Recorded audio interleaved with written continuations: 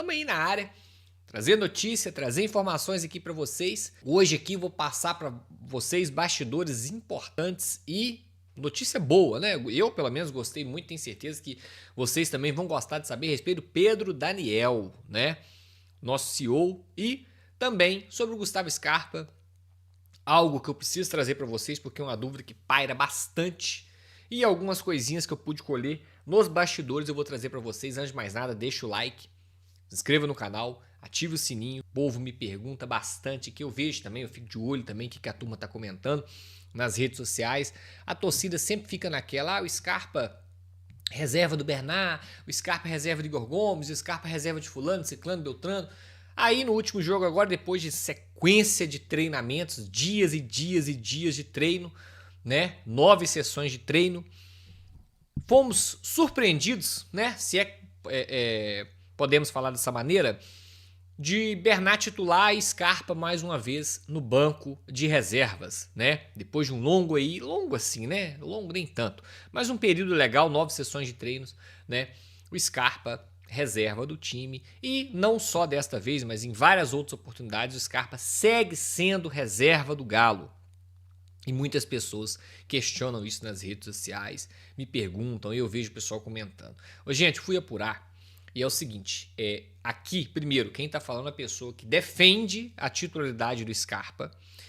Eu não acho o Scarpa pior do que o Igor Gomes ou o Bernard, tá? Eu coloco o Igor Gomes e Bernard muito abaixo do Scarpa. Quem me conhece, me acompanha no canal aqui assiduamente, sabe o que eu penso a respeito do Igor Gomes, sabe o que eu penso a respeito do Bernard, tá? E eu fico muito incomodado quando eu vejo que o Scarpa, o potencial gigante, é banco, é um desperdício, foi gasto um dinheiro, foi feito um investimento, o salário não é baixo, né?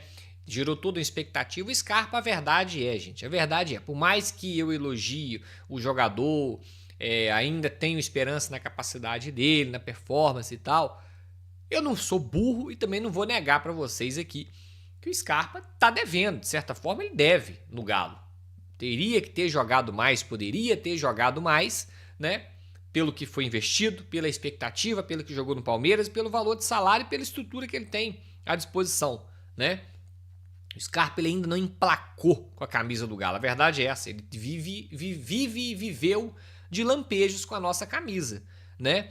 O Scarpa nunca teve uma regularidade, 4, 5, 6 jogos em sequência atuando em alto nível, nunca teve. Faz um gol, dá uma assistência, tem um lampejo, apaga, some, desaparece. Aí volta, faz um gol, tem um lampejo, a gente pede titular, aí no outro jogo volta aquela apatia, aquele jogo contra o Vitória não sai da minha cabeça lá no Barradão, uma apatia absurdo, né?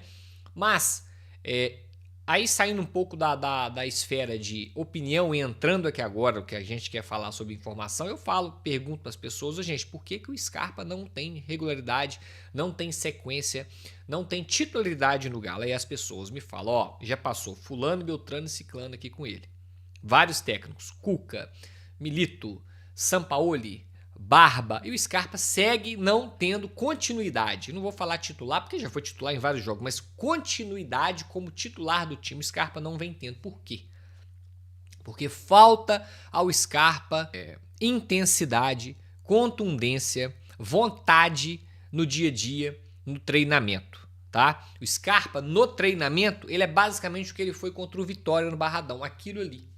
É um jogador que não dá sangue, não dá vontade no treinamento, não é. E a gente vivendo aí, né, um momento grande, principalmente no Galo, de estrangeiros, né? Milito, Sampaoli, o Barba, Kudê, enfim, nos últimos anos tivemos bastante, o Turco, bastante gringo aqui. O gringo ele gosta mais no dia a dia daquela vibração, daquela intensidade, daquele cara que treina com vontade, com força, com gana, com garra, né? Tô falando que o Scarpa é chinelinho, tô falando nada disso não, fica trotando, é isso não. Só que o Scarpa ele não tem aquela, sabe? Aquela intensidade. Aí vocês perguntam, nossa, o Bernard é leão de treino. O Bernard é leão de treino. Aquele Galo e Cruzeiro na final do Mineiro, que o Bernard foi titular e aí surpreendeu a torcida atleticana inteira, o Bernard, a informação que a gente teve, que no treinamento ele convenceu para ser titular. Ele teve uma semana espetacular de treino, treinou forte, treinou com vontade, com intensidade. O Scarpa não é dele, o estilo dele. É meio que eu não preciso provar para ninguém, podemos dizer assim? Não sei se é um exemplo, se é uma analogia legal, mas é tipo isso. O Scarpa no treinamento ele não tem aquela, sabe, um sanguinho a mais ali. É por isso, gente, até hoje, tá? Não sei amanhã, não sei se amanhã o Scarpa vai ser titular, não duvidaria, o Barba não tem muito essa questão de repetir time, né? Mas eu tô falando de hoje para trás. O vídeo está sendo gravado no sábado, tá? Dia 4 de abril, tá? Tô falando de hoje para trás. De hoje para trás, por que o Scarpa não tem regularidade, não tem contundência, sequência no time titular do Galo, passando vários técnicos? Porque no dia a dia é um jogador que, sabe? Então é isso, tá, gente? A questão do Scarpa explicando aqui pra vocês e também pra mim, porque eu também sempre me pego nessa dúvida e eu elogio muito o Scarpa, vocês sabem disso, sirvo até de vidraça por diversas vezes de elogiar tanto, porque na minha cabeça não entra um cara como o Scarpa ser reserva pra Bernard e Igor Gomes. Só que aí a gente vai apurar, a gente descobre isso daí. Beleza, galera? Então, acredito eu que muitos que estão assistindo esse vídeo têm essa dúvida, né? E tá esclarecido aí pra vocês a situação do Scarpa, tá, gente? Agora vamos falar do Pedro Daniel, notícia boa. Vamos dar sequência aqui no nosso vídeo. Gente, vou falar aqui agora do Pedro Daniel. Trouxe para vocês anteriormente, em 5, 6 dias para trás, um vídeo para falar também sobre Pedro Daniel, tá? Uma primeira parte, vamos dizer assim. E hoje eu tô trazendo aqui mais bastidores, tá? Vocês que estão aí, acompanham o Galo e tal, nas redes sociais, o Pedro Daniel tem viajado com frequência com o elenco do Galo. Então, por exemplo, Galo e Chapecoense, Pedro Daniel tá lá. Galo e Vitória, Barradão, Salvador, Bahia, tá lá, Pedro Daniel. Galo e Grêmio no Rio Grande do Sul, tá lá, Pedro Daniel. Galo e Flamengo, Maracanã, tá lá, Pedro Daniel. Galo e clubes da Sul-Americana, fora do país, Pedro Daniel vai e viaja com o time também, entendeu? Então, gente, tem que ter bastante... É importante demais a gente saber essas coisas, porque é legal saber que o Pedro Daniel tá tendo frequência nas viagens, tá? E quando eu, você e outras pessoas ficam perguntando, os donos não estão no clube, os donos isso, os donos aquilo, e eu faço isso muito aqui, tá, gente? Os donos contrataram o Pedro Daniel para ele, de fato, assumir a função ali, o papel de dono, tá? Muitas aspas aqui, tá, gente, que eu tô falando. Mas o Pedro Daniel foi colocado ali para exercer a imagem dos donos. Quem vai viajar com o clube? Pedro Daniel. Quem vai fazer uma reunião mais séria dentro do CT para falar de finanças, para falar disso, falar daquilo? Pedro Daniel.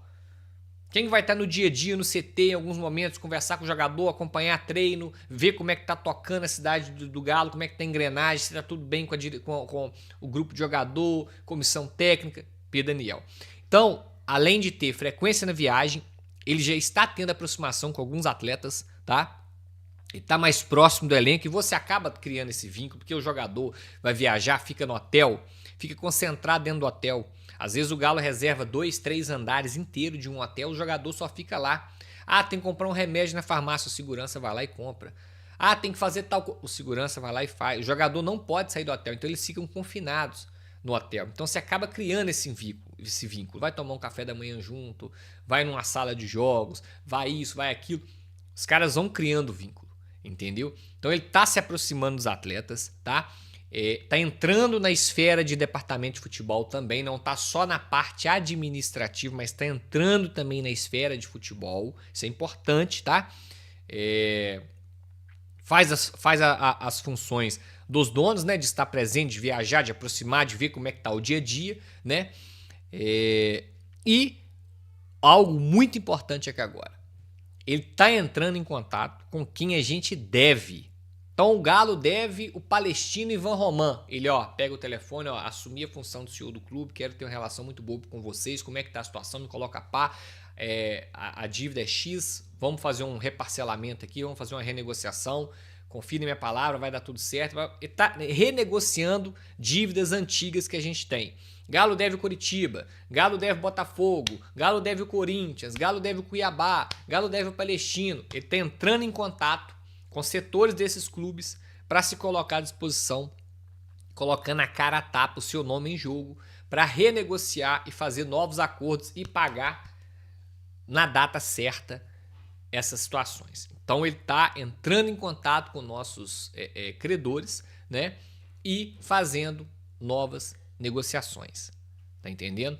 Isso é importante. Meio que tentando limpar o nome do Galo no mercado, que o nosso nome, vamos ser sinceros aqui, eu e você aqui, o nosso nome ultimamente não tem sido muito limpo no mercado, né?